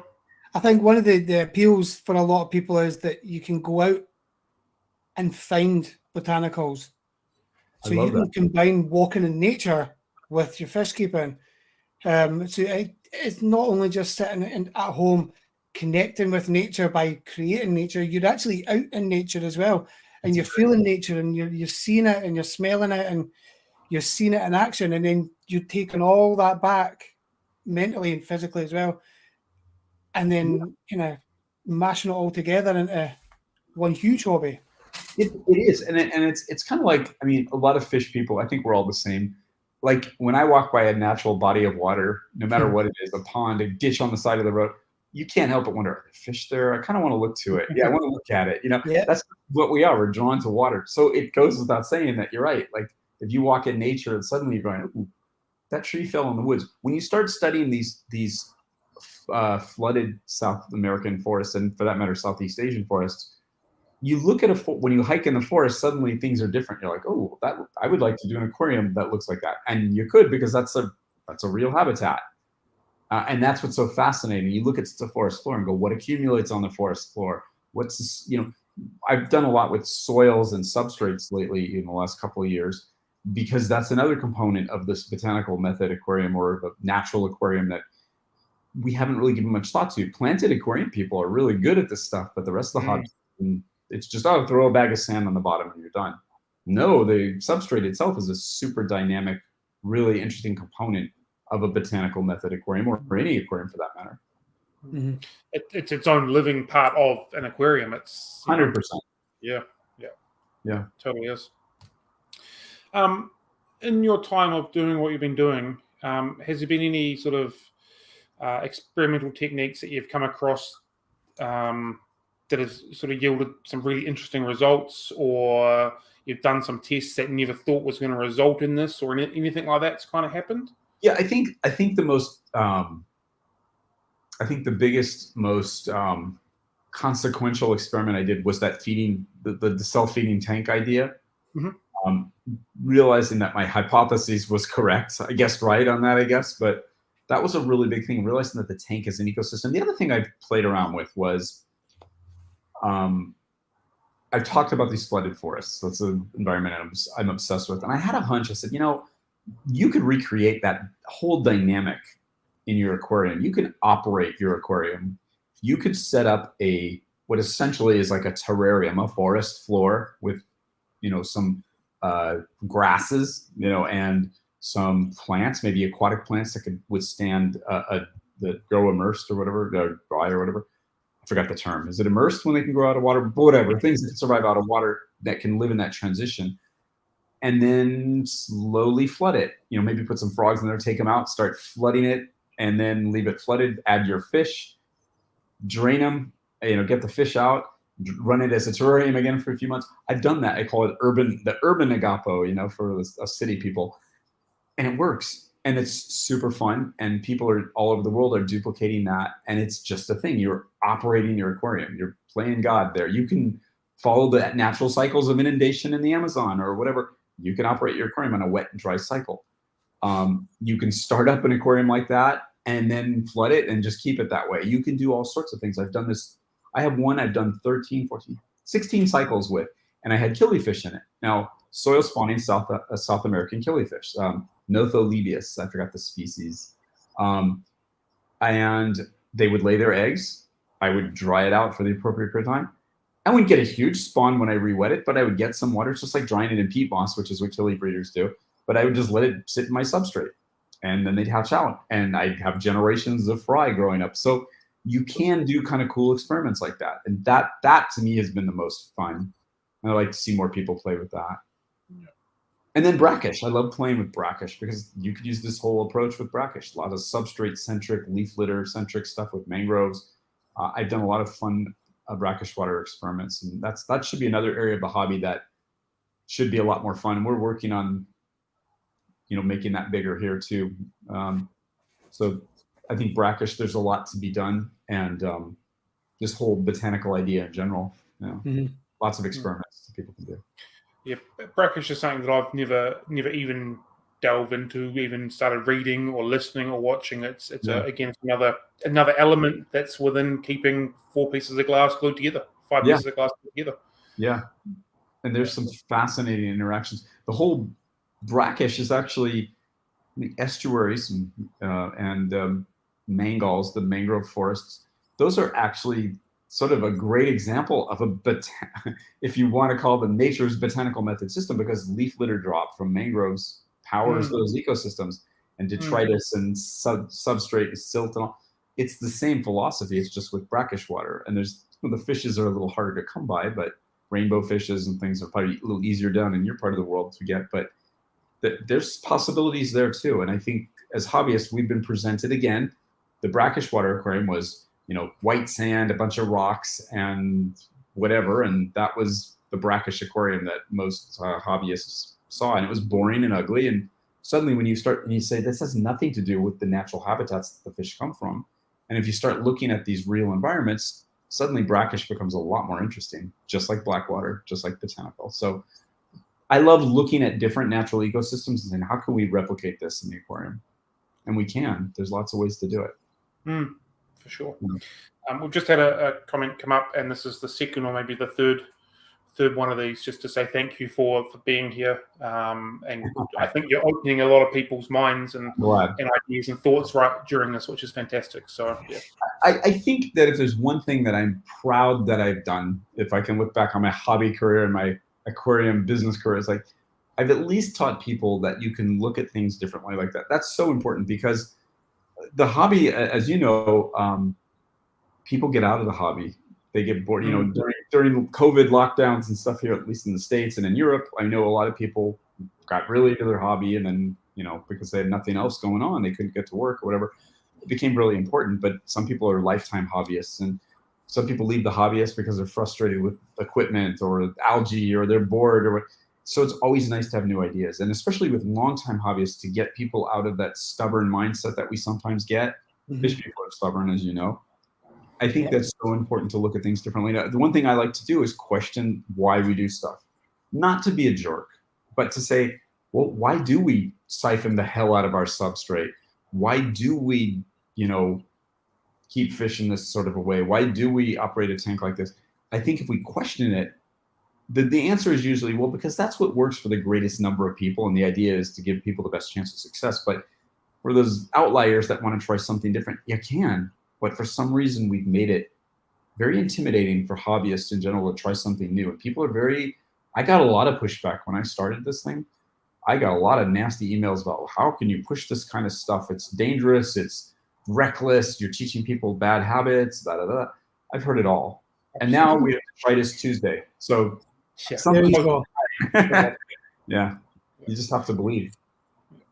So one question I get quite often with people that are looking into this is, do you remove the breaking down leaf litter or botanicals that are, like, I know where you stand on that, but do you want to explain where you stand on that and why you stand on those points? Yeah, you could. I know people like, do you know the Sensky brothers at Aquarium Design Group? Are you familiar? Yeah. And Mike. Okay, Jeff and Mike were one of the first people that contacted me when I started, and they said, "You got to send me some leaves, send me some stuff." Jeff is a brilliant aquascaper, a brilliant thinker. Brilliant podcast. He's a great podcast guest. He likes a certain clean aesthetic, but he loves the natural look of things. But he likes his tanks clean. He would not handle the leaf breaking down, so as soon as they start softening, he would take them out and put new ones in, which is fine. His tanks look brilliant. They're amazing. Could you do that? Absolutely. His tanks aren't an ecological representation. They're an artistic representation. And that's totally fine. That's his thing. And no one in the world is better, in my opinion, than him. I leave my leaves in until they completely break down for the reasons that we talked about before, because I don't want to deprive those organisms of food. Yeah. It looks more natural, and I just don't see a compelling reason. The only reason I'll take leaves and stuff out is if they start clogging my filter intakes or something, and it's just getting to be a nuisance. I'll take those pieces out. But no, I leave stuff until it completely breaks down, because essentially it becomes inert or intact, so it's not a problem. Yeah, I actually enjoy watching them break down. Yeah, there's certain leaves they break down differently. Some of them just fizz away, and all you're left with is actually like a skeleton. And then some go like that Madagascar lace type. Yeah. And they're really fascinating. I do. Yeah. James he loves taking pictures of broken down botanicals. And they really do look incredible like that. And again, it's nature. Decay is that's another topic we talk about in my blog and podcast, and probably you don't hear much of that talked about in the aquarium hobby, but it's a fundamental concept with the botanical method aquarium. Decay is really important. It's a natural phenomenon that we as a hobby freak the hell out about because we think it's bad. Again, it just becomes part of that ecosystem and the food web, and just fuels the food web. It's like taking out gasoline from the engine. Yeah, it's and if you want to be aesthetic about it, again, look up Google wabi sabi. As a mono would talk about it. It's the transience of existence. So you could look at it artistically too. Yeah. In my experience, it adds maturity to an aquarium. Absolutely. And balance. And I'm all about leaving it in there, and unless it's blocking everything up, just leaving it in there and letting it do its thing, letting it break down, and just, again, aesthetically, it looks cool at the same time, but just letting it do its thing. There's something very appealing about seeing nature play out, in the aquarium. And I think once you get, again, I always talk about these mental shifts, but once you make that mental shift that says, this is not harmful, this is what happens in nature. And if you just look at pictures of natural underwater ecosystems and then look at your tank, you'll be like, yeah, that looks darn similar. You realize this is what nature does. This is what she's done for billions of years, and nature works. It's only when we interfere with pollution and carbon emissions, that's what's screwing up nature, not nature screwing up nature. We're screwing it up. So it's the same with an aquarium on a microcosm level. It's like, it's our interference with natural processes instead of embracing them that freaks them out. That's why I have a hunch. That's why these nature aquariums and these contests, they break them down after 3 months. It would be a really pain in the butt to manage one of those things for years because there's a lot of work involved and people don't want to do it. Whereas one of these things, you can let it go. What would happen if you let one of those nature aquariums go? It would probably look really cool because it would suddenly, nature would grow the plants where it wants to grow. The grasses would overgrow, the glossostigma or whatever would overgrow the rock because that's what nature wants to do. All we're doing is giving nature what it wants to do. We're just not working with plants. We're working with botanicals. Yeah. And suddenly going, that's pretty cool looking. Yeah. Yeah, totally.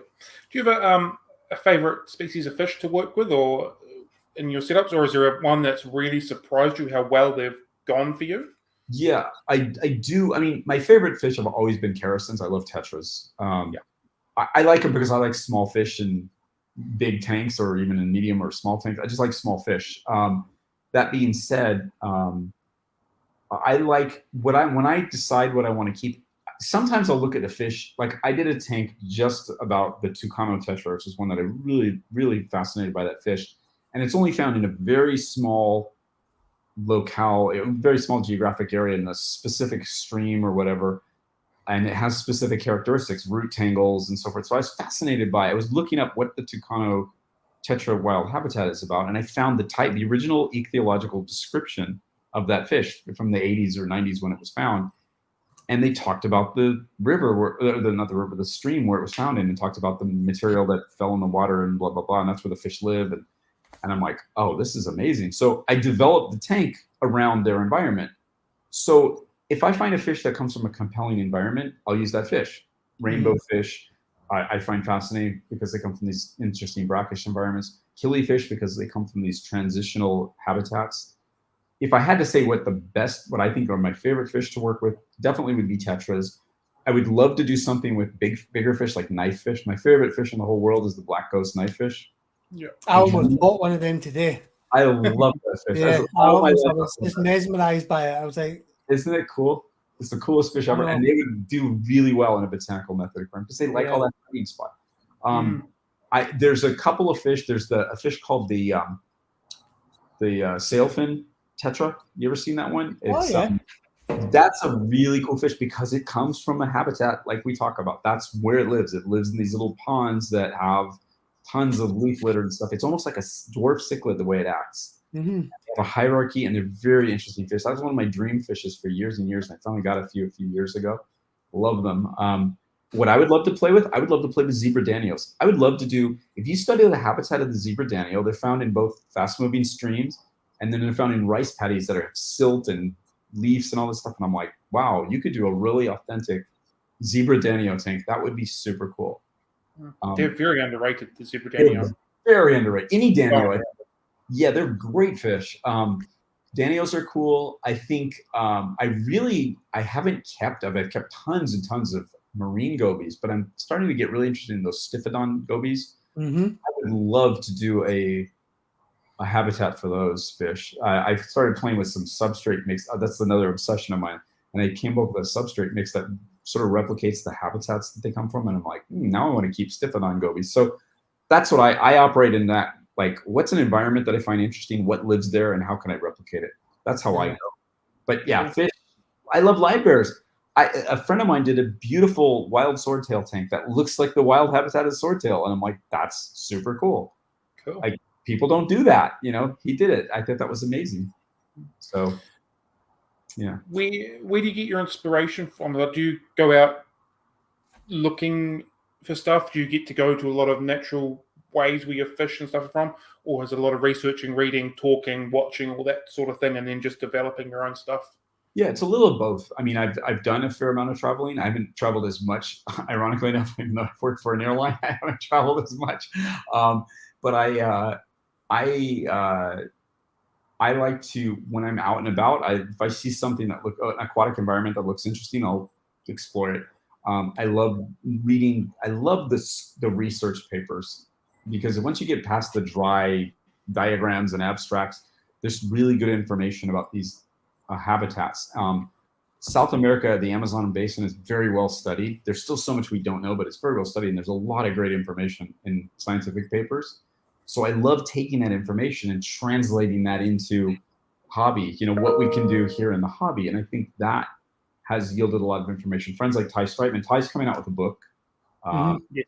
It's going to be a brilliant book when it comes out. I think it comes out in the fall. Yeah, it does. That.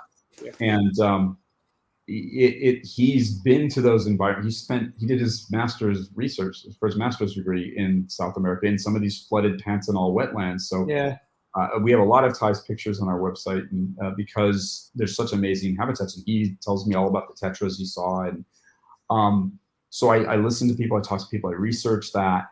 I just love looking at wild habitats. There's some great, if you can YouTube and put underwater flooded forest, there's some brilliant videos.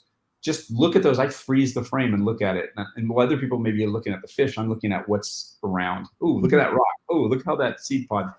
That's where I get the ideas. So, and anybody can do this. You can go on safari on the internet and find all kinds of stuff and do an amazing aquarium and maybe make a breakthrough in the hobby that no one even thought about. So that's what it's all about to me. I think in the last 2 years, there's been an increase in biotope contests as well, which, like the Biotope Aquarium project, that holds a lot of set in stone kind of information where you look at the map, you pick a location, it homes in. I know your website's got very similar kind of information, the way you put it forward, it's all categorized as well. And I think that's really helpful for people, especially myself, when I think, right, I like a fish, where does it come from? How do I make a biotope? Yeah. And then you get that, it's like an all-in-one pack of information where you can see the plants, everything that you need, and then you work from there. Because obviously not everything's available to everybody, so kind of swapping out things, but keeping it as close as possible. The other thing too is, remember too, that we can use as an excuse is different times of the year, there's different things in those environments. Maybe there's less aquatic plants, the water's shallower, maybe there's more debris, maybe there's more leaf litter, maybe the water's more turbid. So you can model a season. So you don't have to be limited to just, this is an agapo, this is a Varzea forest, whatever. The other thing too, I forgot what I was going to say. I was thinking when you were talking about the biotope contests and so forth, the other thing I think that's interesting too is, even though the biotope contest is probably primarily about aesthetics, there's a good educational component, which I think is kind of cool. I sometimes laugh at the judging where the judges really trash on, this kind of rock is not found there yet. They're having an alder cone or some kind of a leaf from, Northern Europe, but they're not noticing that. But so you can get away with a lot of different things, in terms of using what you got. So, that's why contests always kind of get me, because they're so subjective and judgmental for some people. But I think it's cool that people are really striving to produce some amazing tanks. The coolest tanks I've ever seen in those contests, there's some guy in Vietnam that he literally, I think what he did was take a chunk of soil from a local pond, drop it in his tank, put some plants in there. It was the coolest aquarium I think I'd ever seen in a contest. And they just trashed this guy, saying how it wasn't sustainable. Even though this guy had maintained it for over a year, like, it's not sustainable.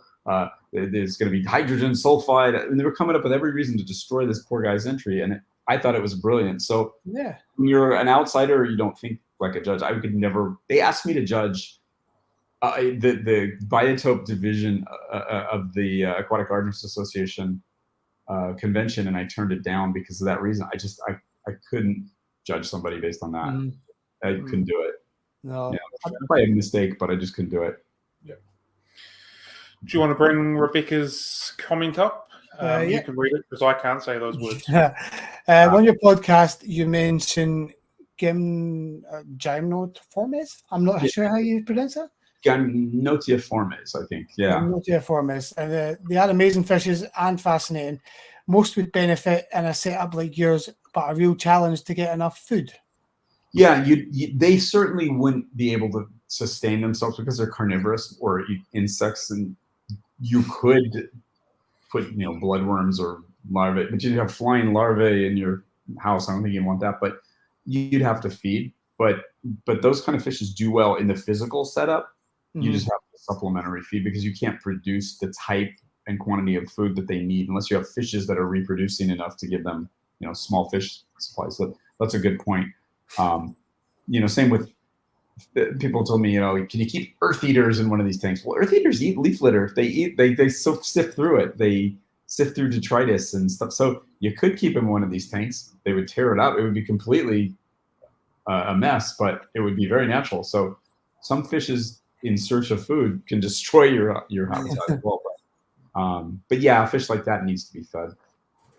Good point. So, prior to us coming on, I said there was going to be no questions that were going to challenge you. I've thought of a question as we're going, so I'm hoping it doesn't challenge you too much. Okay. If I was to give you a 3-foot aquarium right now with nothing in it, can you go from the bottom all the way through the top and how you would set it up and how your mind works on that process? Oh, okay. That's a good question.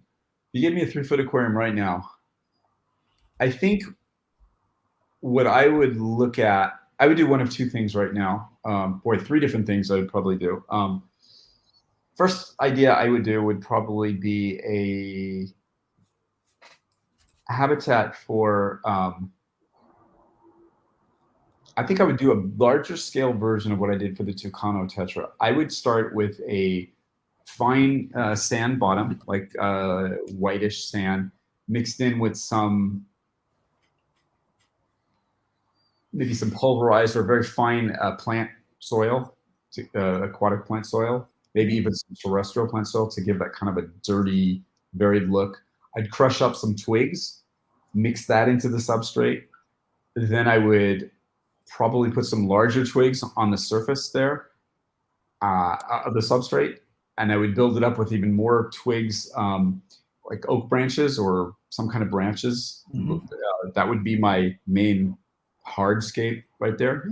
And then maybe I would get some ficus plants and try to have them over the tank and have their leaves go into the water, or palm fronds. I would use some palm fronds in there and just lay them into the matrix of the branches I presented. And it would be, I would try to represent the side of a stream where it drops off, because that's where that fish comes from. And I would, if I had the budget, I'd get 100 Tucano tetras. I would do the same with the neon tetra, for that matter, or any tetra. Yeah. The other tank I would do, I would like to do, again, I've done this before, but I would do it again now on a larger scale, a mangrove tank with a very thick, muddy bottom. Some live mangroves, I'd root maybe 4 or 5 mangroves and let them grow. And then I would use the blue eye, the pseudomugil, God, I forgot the name. You know the one I'm talking about? Yeah. I would do blue eyes, and I'd go brackish, or orange chromides, which I've done before, which those would be really amazing. The other thing I would do would be what we talked about earlier, a Danio tank. Sand, I would start out by running the tank dry. I would get some rice seeds, and I would grow some rice, or acarus, which is called, also known as sweet flag. It's a fish it's a plant that can withstand a dry and a wet environment. I would set that up for 3 or 4 months, let the plants grow. Then I would flood it. I would have some branches, some of these plants, maybe a few little pebbles here and there, a very silty substrate. And I would throw in like 30 maybe leopard Danios, because I think they're cool, but zebra Danios would work in a pinch. And as turbid, as murky as that tank might be, I would just do that, and I would just look at a really cool natural Danio tank. Those would be the 3 things I'd play with now. Cool. As you were building that up, I was building it up in my head, and I'm sure other people were, and can sort of visualize what you were saying as you were saying it. Yeah, it was really cool. Well, because I think that's how I think, and I think if we think of our tanks from the bottom up, I love the way you asked that question, because if we think of tanks from the bottom up, it's not just building, again, it's not just the aesthetic. If we go, how does the habitat work? The aesthetic comes with it. We're so worried because of this stupid thing and Instagram, and we want to see, it's got to look good for the gram. Start your tank out with sand. One of the coolest pictures in McColgee's book, is a picture of the God, I forgot what fish it was. It was a live bear, and it's a scene where the sand, it's a tinted water, and it's just the riverbank where this and it goes down, and there's no plant, no twigs, maybe a couple of leaves. That's it. And I'm like, I want to do that. That would be one of the coolest tanks ever, and it has no scape essentially. It's just a downward slope of sand, drop off, and tinted water. And I'm like, that would be so different and ecologically sound and just beautiful. Those are the kind of things that fascinate me, being able to do that sort of stuff, And there's so many experiments beyond just let's use this moss covering this branch and a cloud forest. It's like, no, do something like that. If I had 1/10 of the talent of some of these guys that enter these contests, I would do tanks that nobody could even imagine because, and I don't want to sound arrogant, but I would just do crazy stuff because I would have the talent. Mine works slightly differently. So I think we need to push the limits, explore environments like karsts. Karsts are these very alkaline habitats in South America and I think Africa where there's certain kinds of fishes come from that very hard alkaline water. What about a temporal pool, like a mud hole in in Africa, in Tanzania, where you have annual killifish? Why not do a mud hole? Why not? No one's ever done that. There's tidal pools. Yeah, exactly. Yeah. There's so many things we can do, and we're not doing them. And that's what excites me. That's what motivates me, is that if I can get one guy to do something crazy like that, it would just be so cool because people would be so inspired by that. And it's all from nature. It's not from last month's tank of the month or this contest winner. It's from nature. She's been doing it 1 billion years. She's got this stuff down. We just have to listen to her, It's cool. You've mentioned a little bit earlier about substrate mixes are kind of where you're sort of really interested at the moment, and obviously you spoke about that as you were building up those tanks. Yeah. Do you want to go into a little bit more depth of where that is being developed from you and what you're playing around with, that type of stuff? I always joke that if I didn't start Tannin, I would have started a company that makes sand and substrates. I just love substrates. I've always liked sands and unique gravels and things like that. The companies that make them are cool and they have some great products, but there's so much more to most of these environments. If you look at, again, environments like flooded forests that we talk about incessantly here, those are soils called podzols. It's a very an acid soil. It's a lot of clay, a lot of sediment. It's very nutritionally poor for forest plants, yet it does grow aquatic plants, interestingly enough. So I made my own version of podzolic soil, and it's a sediment. I call them sedimented substrates. I was just about to ask you about that. Yeah. That's so it can make your water cloudy initially, but it settles out. And I use it to grow my little urban agapo plants, these transitional plants. When I operate those types of tanks, works great. Agapo are forests that are flooded by blackwater rivers. And then there's what are called varzea, which are much better in terms of plant coverage. Those are flooded by whitewater rivers or clearwater rivers in South America. So I did two. Initially, I developed a varzea substrate and an agapo substrate, and they work really great. I use them in my little urban agapos experiments. I think you can use them in all kinds of tanks. Unfortunately, they're expensive because the ingredients I get are not just sand here and this and that. It's some of the stuff's expensive and hard to source. So I can't produce them in huge quantities. They're like hand mixed, like people would make beer or coffee. It's like batch. I made one like to stimulate the Borneo peat swamp forests, where it's a two-part component. It's a substrate, kind of almost like a muddy, silty substrate component. And then we have a botanical packet of crushed up certain types of botanicals and leaves and twigs that you would boil and drop in there on top and mix it in. So that's where I'm at right now mentally. I have another one that's designed more for like a South American harder water rivers, like more of a gravelly type substrate. I have a few others I'm working. I was trying to play around with a karstic substrate. But just stuff like that. I think because the reason why substrates are so interesting to me is because they're the forgotten component. You mentioned it earlier.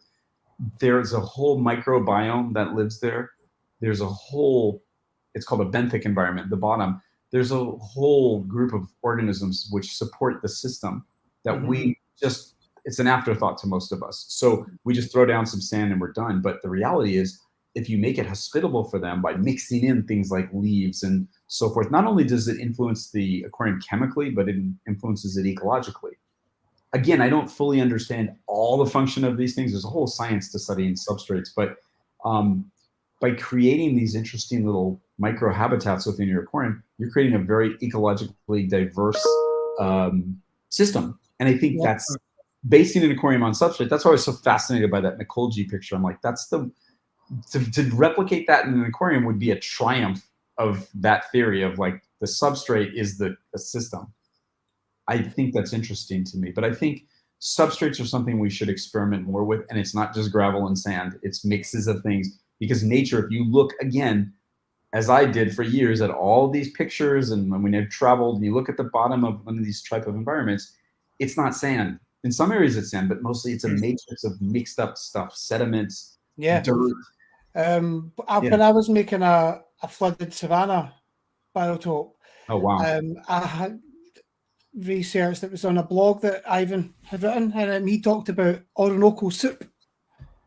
That's what he called it, where you're just taking all the leaves and everything and breaking it down and boiling it and mulching it, and you know, I really enjoyed that part.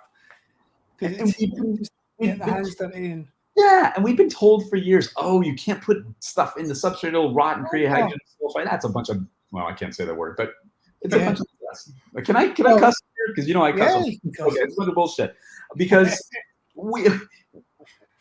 who mismanages their aquarium enough to get hydrogen sulfide deposits in their 2-inch sand bed? Exactly. A competent fool. You could mix all. I've been doing this for years. I mix coconut core, peat moss, bits of bark. You can mix all kinds of stuff in your substrate. Look at a real river bottom. Don't look at last year's contest winner with the white sand. Look at actual habit. I'm not yelling at you guys. I'm ranting because you know that's what I do. Well, this tank here, I've used the same substrate. Right behind. Exactly. That's what it's about. It's got some shells from old snails. It's got, you know, that's what bark, pods, everything. And that's a beautiful substrate. If I could market something like that, that's the next step, is a live substrate. Well, I mean, something that you're doing just now is the enhancement media, which is something I've noticed in your. Could you add that? Would you recommend adding that at the start, or is it possible to add that halfway through, you know, to a wet flooded tank? Too messy. It's going to be messy. That's the problem. When we sell those things, it's really designed to be used from the start. Can you add it? Sure, it'll sink to the bottom eventually, but you're going to make a mess. If you don't mind the mess, it's not going to harm your fish. It's just going to look, again, just because it looks bad doesn't mean it's bad. Just because dirt, literally terrestrial dirt, will cloud your tank, it doesn't mean it's bad. One of the things I revisit is the Wallstad method, as they call it. I think that lady got a lot of heat for her idea. A lot of people were not happy with that idea, but it works. And I think it's fascinating because, again, she was approaching it like a holistic, a lot more educated woman than I am in terms of that stuff. But I read her book again, and I'm like, there's a lot in there to take away, not just for plants, but think about substrates as a dynamic ecosystem, like what John has behind him there. Like, to me, that is every bit as exciting as growing plants. It's really interesting subject that we have in the hobby have done very little with. So I'm going to try to change that. And I hope all of our community does too. I know a lot of guys trying to make their own mixes too. It's fun. Yeah. Some of the best substrates I've ever had was like, I pulled down this aquarium, pulled down this one. They just end up going in buckets for a while. Then and it becomes mixed, and I'll throw, and then all of a sudden you've got this complete mixture of all sorts of everything. And oh, what's that? Well, I don't know. I've just mixed it all together, and it's just worked. I've been using that same substrate for 2 years. That's amazing. Again, very rarely, I don't want to say rarely, but in a lot of aquatic habitats, when you've been to some of these, and any habitat you go to, very rarely is it a uniform material. I mean, I think the first study of the Amazon, they said it was fine white sand in the bottom of the Amazon. That's the main channel of the Amazon. yeah, it makes sense because it's ground up stones from the Andes or whatever. But in these small tributaries where most of our fishes come from, because we're not keeping 40-inch long pacu or whatever, we're keeping little fish that live in these little tributaries. It's a mix of stuff. And I think we sell ourselves short when we just put a bunch of sand on the bottom and call it a day. Yeah. Yeah. Definitely. So it just adds texture, doesn't it? If anything, if nothing else, it adds beautiful texture. It's aesthetically nice. Nothing. And that's what, honestly, I have to admit, initially that's what drew me to this idea of substrate enhancement and throwing things in there. Is I wanted it to look like the natural habitat. And then I started realizing after a while, Scott, you're being stupid. Why does it look that way? Because that's what nature did. It distributed this stuff. And why does it work that way? And what happens there? And then I realized it's functional. So that term functional aesthetics I like to use is something that it happens to look good, but it performs a function. So functional aesthetics is a big thing in my world. And that's what substrate is. It's functional aesthetics. Mm-hmm. You know, it's 100%. And I don't think as a hobby have grasped all the potential cool things we can do with these substrates yet. No, definitely not. We will. Totally agree. Yeah, not yet. We're just scratching the surface. And that's what's so fun. Everybody can contribute to this. Yeah. Yeah. Certainly. Yeah. Long term, do you feel there's any negatives of running this sort of botanical method aquarium, whether it be on the fish or anything like that, or it's pretty smooth sailing long term as well? Long term, these tanks do great. I think the longest I've had one of these tanks that's a true tank with like leaf litter and all that stuff, the longest I've ever had one going continuously is about a little under 6 years. And the only reason I broke it down is because I was moving. They can run indefinitely for a very long period of time with no real new, just adding some more stuff as things break down, obviously, but just with regular maintenance, no. I've had no long-term issues, no long-term health effects, no old tank syndrome or whatever people call it. It's a well-managed tank otherwise, you filter it, you change water. It's no different. It's just a tank that relies on nature to do a little more of the heavy lifting, that's all. Yeah, cool. Yeah. So, I assumed that would be your answer. Again, someone asked that, and so No, that's a good question because we're again in our hobby, we're so used to seeing what's on the phone and on Instagram these tanks are up, and then 3 months later the guy has a different tank, and it's like what?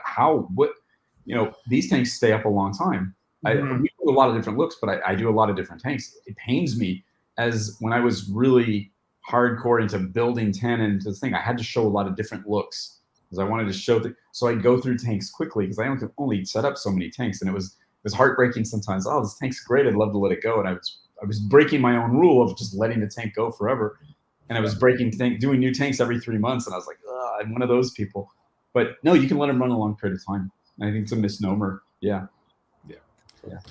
So that's basically come to the end of the questions that I've got. Awesome. Also, we're getting pretty close to me having to open up the shop. So yeah, like to end all of our guest interviews with a school of 6, which is 6 really quick, short answer questions. Sure. None of them are going to put you on the spot, I assure you. So first of all, heads or tails? Tails. Tails never fails. Yep. Are we alone in the universe? Absolutely not. Cool. If you could have a meal with absolutely anybody alive, dead at any point in the world of history or history of the world, who would it be? Ooh, that's a tough one. Maybe anybody alive.